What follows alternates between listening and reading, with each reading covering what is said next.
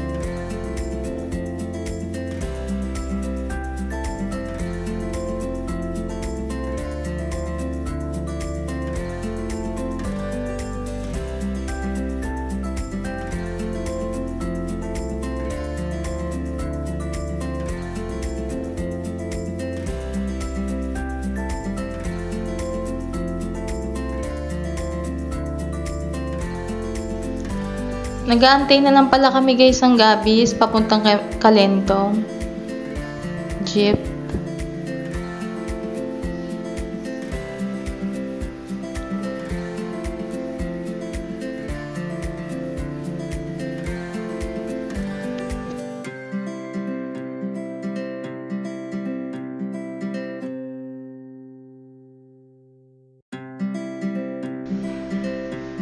So sakay na rin pala kami ng jeep dyan guys.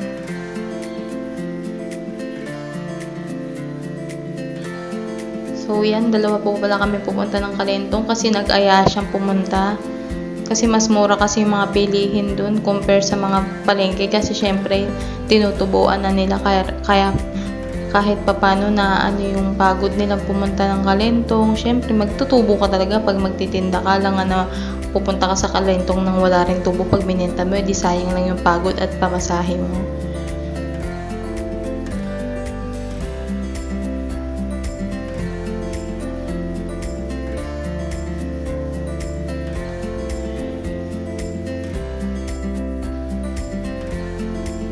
Nandito na pala kami. So bali dito na lang pala kami bumaba kasi yung jeep iba yung way ng pagpunta niya. Diretso pa siya dito pala kami pupunta sa may bandang para mas marami kaming makita kung saan kami pwedeng bumili.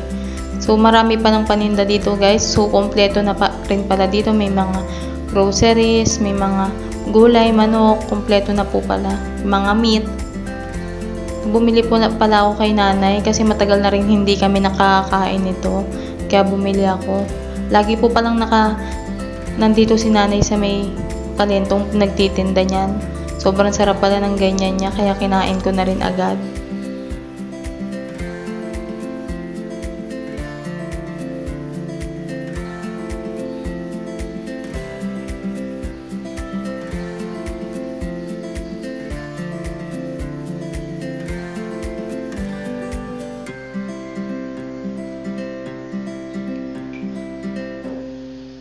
Sabi nga pala ng asawa ko, doon kami bumili sa may bilihan ng karne talaga, yung mura lang pero fresh pa talaga siya sa may public market ng Kalentong.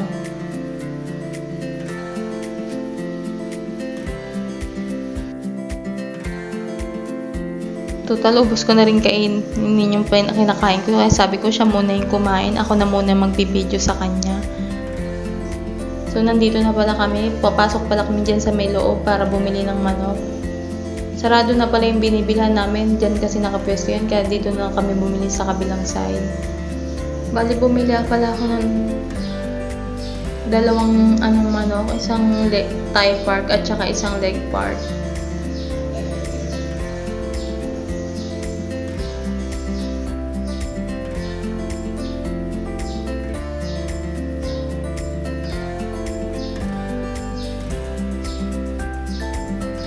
Sabi ko nga kay ate, okay na yan. So, tinanong pala niya ako dyan kung anong klaseng hati yung gagawin niya. Sabi ko, pang prito. Kasi nag-request kasi yung anak ko, gusto daw nila ulamin is chicken, kaya yun ang lulutuin ko. Syempre kung anong gusto ng bata, yun yung sundin natin para mas marami silang makain.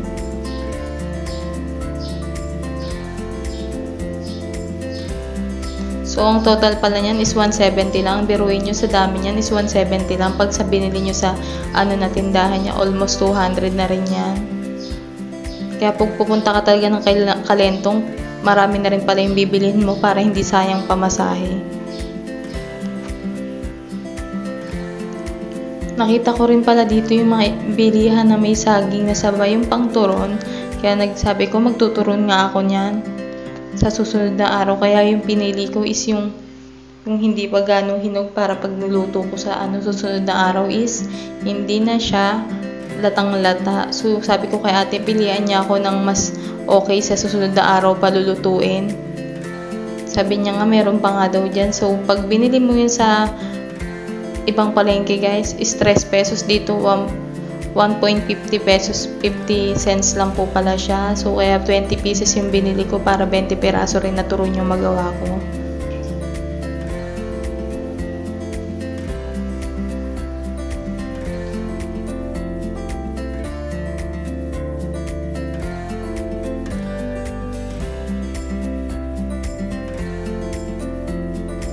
Pinilian na rin pala ako ni ate niya ng 12 piraso. So ako na lang ang maghahanap ng 8 pieces. Kung akala nyo guys na bulok na siya, so hindi po siya bulok. Dahil ang bulok lang din dyan is yung balat, yung loob hindi po. Okay na okay po talaga siya. So nakabili na pala ako niya, nagbayad na rin ako. Punta pala ako sa may bilihan ng mantika at saka wrapper para hindi na ako pabalik-balik sa susunod.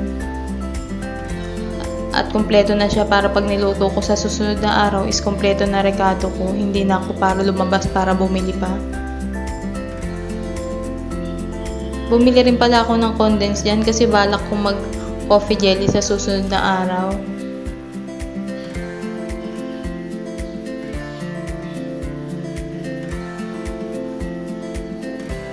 Condensed tsaka coffee ko blanca pala ang binili ko, tapos kape, tapos asukal.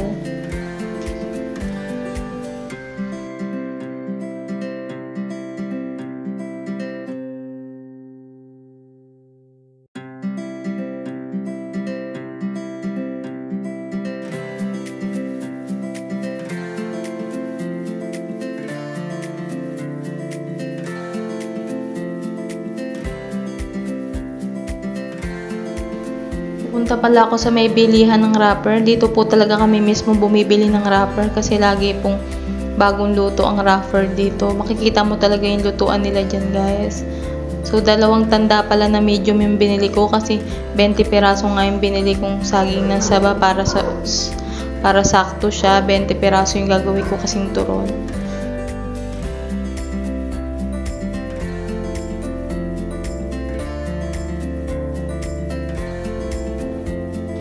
Napadaan pala kami sa may bilihan ng mga candies, mga laruan, kaya binilanan din namin yung bunso naming anak para pag uwi namin may pasalubong siya kahit papano.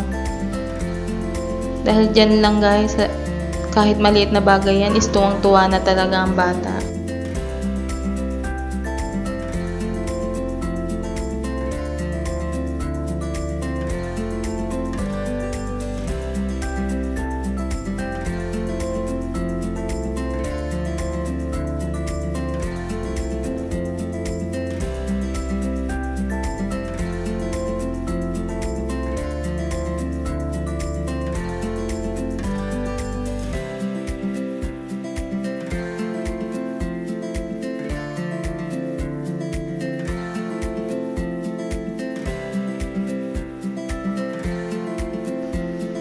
Bibili rin pala ako ng sibuyas, kalamansi at sili para i-stock sa bahay. Kasi yan talagang ayoko nawawala sa bahay, lalo't mahilig sa manghang yung mag-ama ko. So papunta na rin pala kami niyan sa may sakayan ng jeep.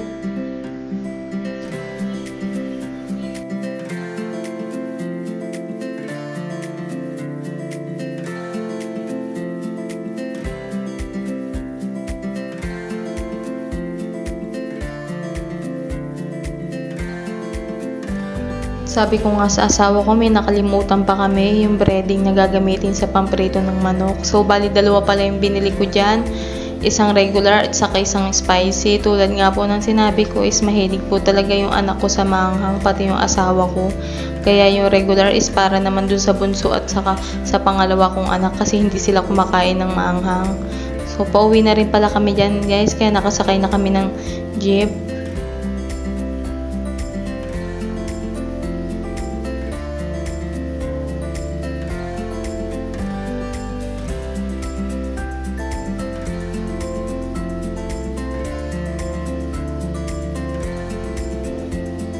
Nadaan din pala kami sa may bigasan kasi ubos na yung bigas namin sa bahay. Ayaw na ayaw kasi naming nauubos yung lagayan ng bigas namin.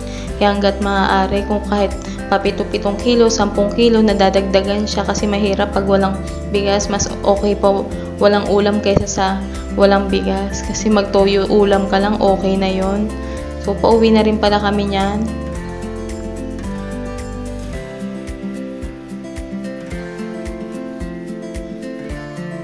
Expect ko nga dito pag umuwi ako is gising na yung bunso ko. Pero hindi pa pala, tulog pa pala siya.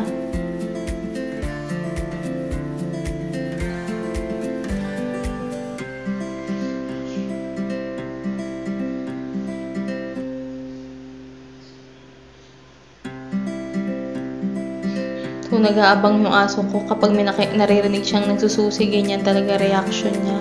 Nakauwi na po pala kami. Thank you for watching guys. See you in my next vlog. Bye-bye!